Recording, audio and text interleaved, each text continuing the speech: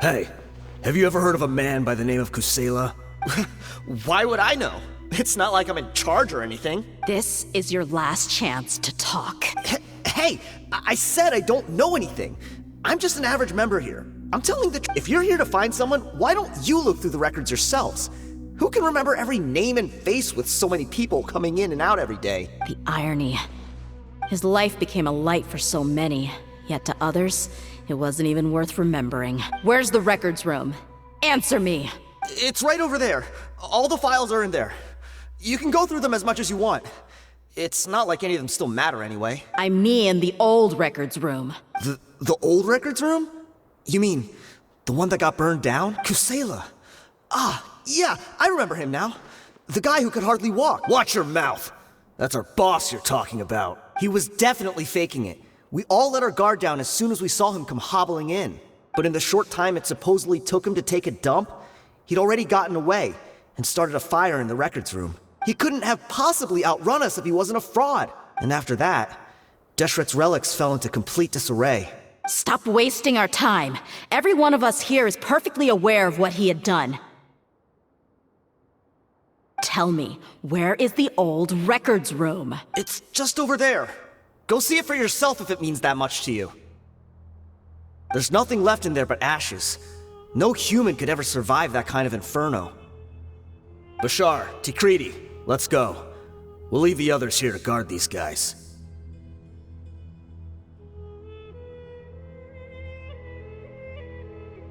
Spare them no...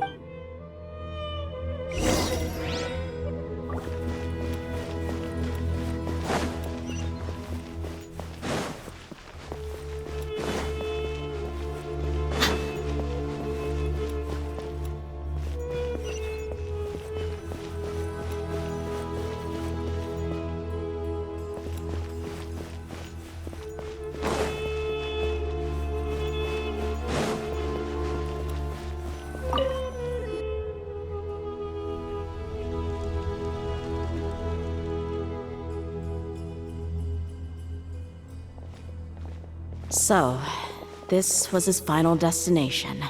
How did he do it? Getting past all the guards with a limp and sneaking in here to start a fire? If he was nimble enough to do that, then he must have been able to get out of here after starting the fire, right? Tia. I'm sorry. I know it's just wishful thinking. Let's look around. Maybe we can find something that's been left behind.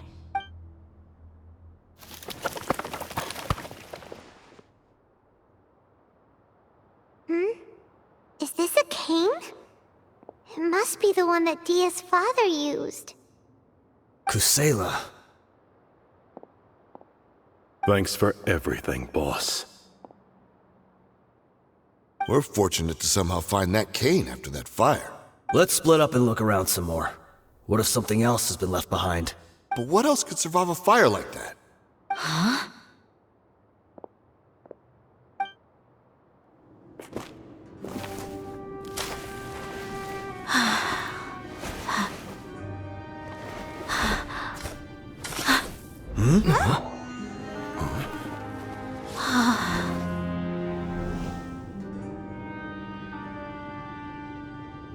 Thought so.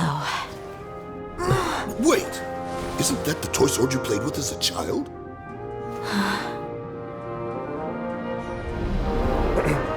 The dragon is no more, for Princess Dia has slain it. Its head now hangs above the city gates. Her bravery has brought eternal peace and prosperity to us all. Dia, come on. This is the most important line. You can do it. But Dia, you defeated the dragon. Everyone's waiting for your speech. Still too shy, huh? All right, I'll do it. I hereby proclaim our victory. Evil shall plague us no more.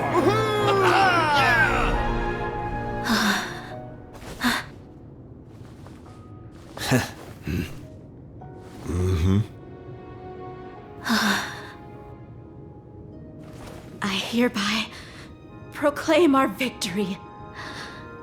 Evil shall plague us no more, Dad.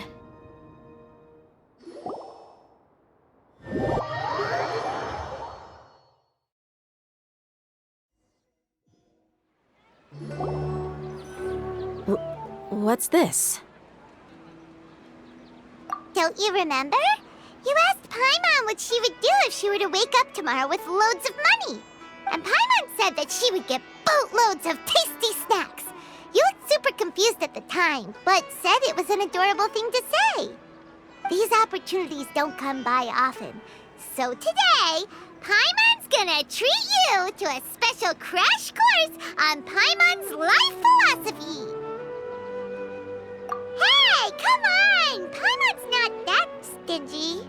Anyway, the point is that you should eat to your heart's content. You'll feel better for sure once you've gotten something in your tummy. Dunyarzad will also be here shortly. She's already heard that we're back. Aw, thanks, you two. Honestly, this is very unlike me. I just had a lot on my mind on our way back, so I didn't know what to say. My chest was filled with all kinds of intense emotions. They just shook me even more than all the feelings we've shared during our previous adventures. But when everything came to an end, those emotions also vanished without a trace, and I was left feeling more empty than ever before. It was as if I'd lost the thing that was most important to me. Yeah, you're right. To many mercenaries, Mora is the most important thing in the world. But perhaps to us, it's the most worthless thing of all. Idrisi and the others all used to say that they would quit if there was no Mora to be had. But when it came to avenging my father, there was no Mora to be made anywhere. My reality shattered when I found out that the father who always told me hero stories was in fact a bad guy. But look at me now. Am I any different? Despite all my promises about never forgiving him and never trying to understand him, I still went to such lengths to find out the truth, and nearly even shed tears for his sake. We're hypocrites, all of us. Yeah, you're right. It's just a pity that we often only recognize our true feelings after it's already too late. You're back! Are all of you all right? Ah, there she is. Yeah. Many people from the Corps of 30 came over, and I just wrapped up everything with my dad. All I can do now is wait for their verdict. Huh? Dia, you're looking quite down again. Paimon will explain. A lot happened while we were gone. I'm sorry. I really should have controlled my emotions better. I just... It's all right, my lady. You were hurt by all of this as well. Truth be told, I'm starting to feel a little guilty watching you cry like this. But Dia, your pain must be even worse. You shouldn't need to comfort me. Hey, don't worry about me. If anything, this whole thing has finally shown me the difference between illusion and reality. My father probably thought that people could settle into new lives as long as they moved to a new environment. That thought has even crossed my mind a few times. It's like saying, what's wrong with adapting to a new life? However, there was always something deep within my mind that refused to accept it. This impulse brought me great turmoil, and even made me feel ashamed for turning my back on your father's kindness. But now that I consider it again, it all makes sense. The desert sands are a part of who I am, and I will never be able to lead a peaceful existence. I understand how you feel. That doesn't mean I won't be making any changes to my life, though. As an example, I'm now thinking about taking on some small odd jobs. It's just like Idrisi said. I also want to catch up to my father and become a character in his play. Even if the ending of the story may be childish and ridiculous, it won't really matter. Isn't that neat, though? Oh, you'll be a whole new kind of mercenary, one that's not out for Mora. Why don't we go for a change of scenery once we finish eating? What about stopping by the Grand Bazaar again? Right. You said you wanted to get a rug for your family. We'll come along too. I can't thank you enough for taking care of me this entire time.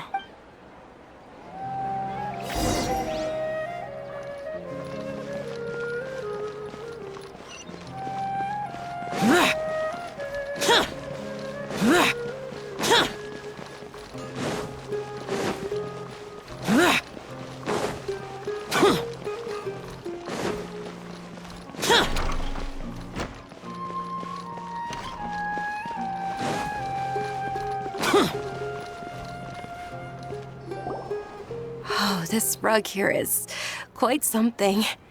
The craftsmanship is exquisite, and the fabric is also of high quality. Ah, here you are. Finally, I found you. Hey! Aren't you that mercenary who bit his tongue? You can still talk? Wait, are you here to take revenge on us? What are you talking about? Do I look like I could take you all to a fight? I just came here to give you something. I'll be on my way to give myself up to the Corps after this. Once I woke up, I hurried to the Khan al-Ahmar's camp, hoping to alert them to your presence. But when I got there, I found no one except the members who were still too injured to move. Ah, so you probably got there after us. Yeah, they told me that they had exacted their revenge, and everyone had turned themselves in to the authorities. Even that last camp was not going to last for much longer. I had joined the cause to repay an old favor from Kusela. Now that everyone's already turned themselves in, I might as well do the same. One of the injured members gave this box to me, and told me that it contained some of the old man's last possessions. Everything left in the camp will get confiscated, so I figured I should get this to you before the Corps could get their hands on it. Thank you. No worries. We are all just living our own truths. There's no need to comment or judge anyone for it. So this box contains everything that Dia's father left behind. Huh. It feels lighter than expected. Well, back in the day, the first thing he did with any Mora was spend it on things like drinks and meat. But let's see what's inside. What's this? It's just a bunch of junk. It kinda stinks. Perhaps it's just been left unopened for too long. A handwritten copy of a storybook. The paper's already yellowed, and it looks like it's about to fall apart. It was against the Academia's rules to possess books for personal use. If he was going to break that rule, he could have at least copied something useful. That probably means this was really important to him. And here are a few bags of children's snacks. The packaging's completely deteriorated.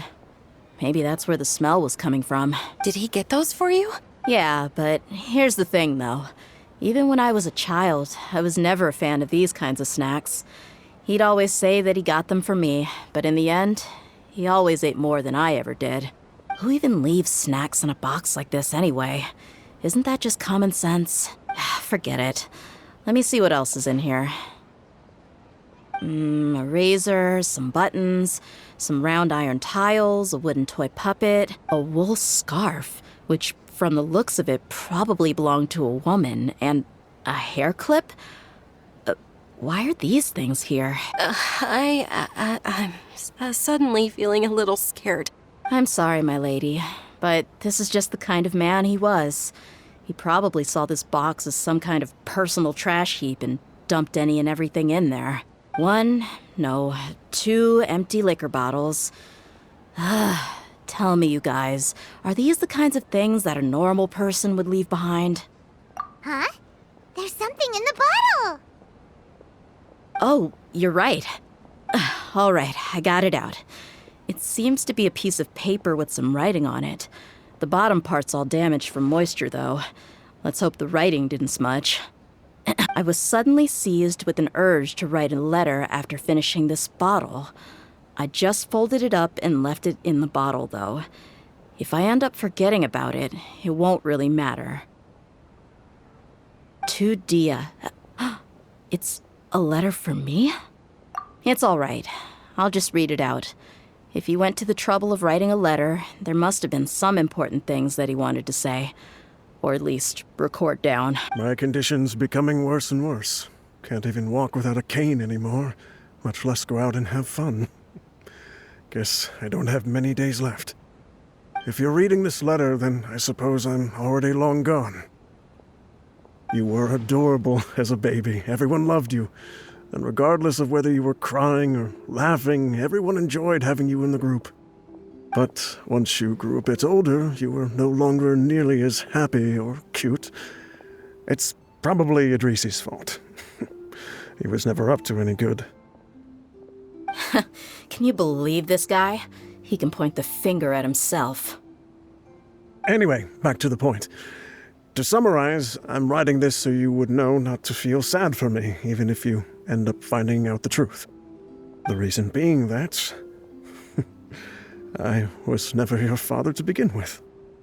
Wait, what? Surely, he must be joking, right? I don't know. I was quite formidable when I was young, and 100 times cooler than some so-called flame main. Really felt like the whole world was under my feet. With just a teeny tiny bit of effort, I felt I could rule over the entire desert. But as fate would have it, I went out into the desert for a drink one day and discovered a baby in the sands. It was you. You were just lying there, small and helpless. You were so tiny that if the wind blew for just a little while longer, you would have been buried forever. But your cries were so loud they made my head hurt. Now that I think of it, you really were a bundle of energy. Sounds like he's serious. I told Idrisi and the others that I had slept up with a woman while out and about. None of them even doubted me. I'm sorry that I had to lie to them for so long, but I really had no other choice. I was their most esteemed leader, after all. It's not like I could just tell them that I suddenly wanted to play at being a father. At this rate, I'll puke up all the liquor I just drank from this bottle. Anyway, Dia, you possess the kind of freedom and kindness that we could only dream of. As far as how you should live your life, that'll be up to you to decide. That's the end of the letter. In the end, he was still thinking of me as a little child. I suppose, or I would have suffocated under the sand a long time ago. He was a good father to you. The fact that he wasn't a blood relative doesn't change that. Yeah. It's just a pity that we had to learn the truth of everything like this. Do you already have some ideas about the decision that he wanted you to make? I do. If he first found me alone in the sands, then I want to try my hand at finding the person who abandoned me. I just have one wish. To tell them a story. That there once existed a childish and foolish jerk with a heart of gold. And that only under his care was I able to grow and mature into the person I am today. If you end up finding any leads, can you share them with us? We go on adventures all the time. Maybe we'll be able to find some information for you. Sure, I appreciate it. I wasn't expecting you to be so enthusiastic. I'll help too. Thank you. All of you. Thank you so much. My life has certainly had its twists and turns, but I've always considered myself lucky. Because no matter where I've gone, I've always been surrounded by incredible kindness.